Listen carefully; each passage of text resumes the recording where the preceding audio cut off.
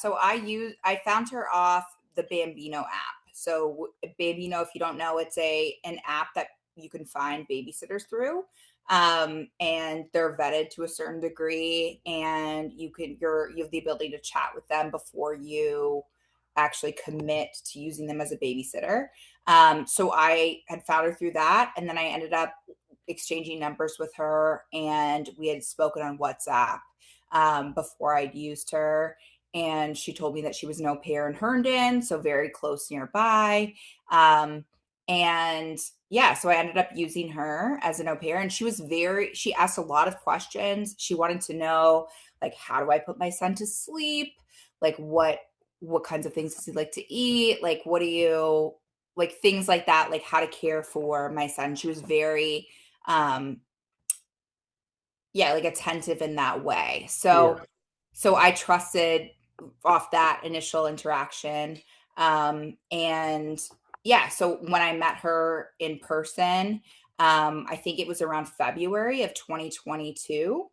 Um, so I ended up meeting her, and I mean, she seemed completely normal. I had no reservations about her. She was very, very nice to my son. Um, we we got along well. Like, we would chat about things were fine. So I used her the first time, and everything went really well. She played with my son. She wasn't just like putting him on an iPad and letting him like roam free. She really was engaged with him. She did activities with him. She was really, honestly, a great babysitter. Like, I would highly recommend her before knowing all this. But And you did. You yeah, actually did recommend her. yes, and I did recommend her. So, I'd used her for a year and a half, maybe. Yeah, so I'd used her a number of times, so probably 20 plus times that I used her as a babysitter. And she asked me for a reference in the summer of, I guess, 2023. So she'd asked for a reference, and I was like, "Oh, I'm happy to give you one." And so the mother reached out to me, and I had nothing but great things to say about her. But I also hadn't known, and I'd used her before and after the murders had occurred. So I had no idea that any of this had happened. And I mean, I think after the murders, the first time that I had used her was in May, so a few months later. And as I said to you before, I was pregnant during that time, so I wasn't really going out very often. So I wasn't really in need of a babysitter. But when I did use her, it was in May, as I just checked on my phone. So, but she didn't let me know that anything had happened. It was definitely a surprise. Like, and I mean, it wasn't national news yet, right? So there was just a couple articles at that time, like double homicide in Herndon. And it wasn't really tracking on my radar that that was her. I don't think she was named in any of the cases. It was just like there was an au pair present, and we could connect the dots after the fact.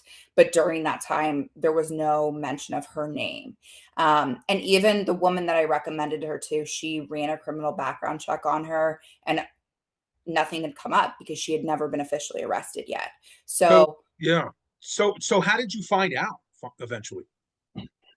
So I found out because the other mother called me. So the mother that I had given the recommendation to, she ended up not showing up for work. And that wasn't typical for Juliana. Like, she had a very good work ethic.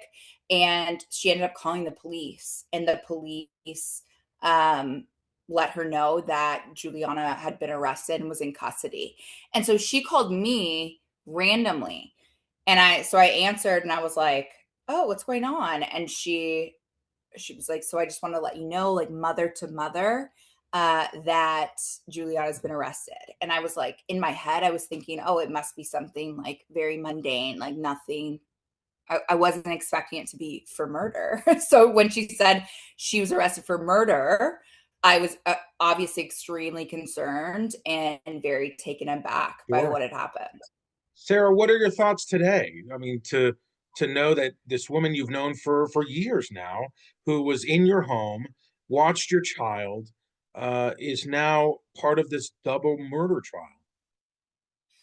I mean, so I it's hard to reconcile the person that I had met in real life with the person that I'm seeing on the stand, especially today, because it today I think gave like new perspective on kind of how her personality is right now. And I don't know if it's just a little more hardened because she's been in jail for almost 2 years, maybe 2 years. Yeah. So I don't know. She seems definitely a different person. When I knew her, she was very bubbly, very sweet, very enthusiastic.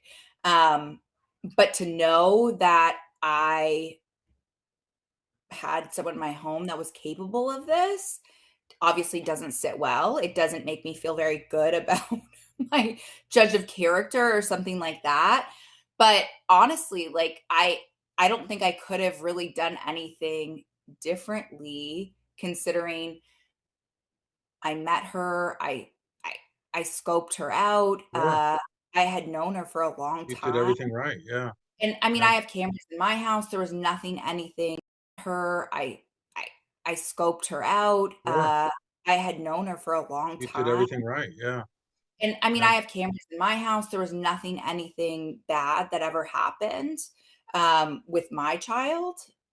But I mean, on the flip side, the one thing that I did think was odd, and I did think that it was odd at the time, was she would never drive a car over here. She would always have Brandon or Brendan pick her up, or he would bring her over and pick her up.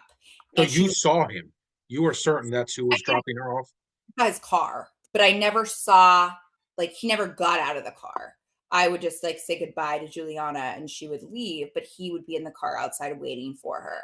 But in my experience with other babysitters, like that's a bit strange. Like you wouldn't have someone picking you up all the time. And she was very particular about time.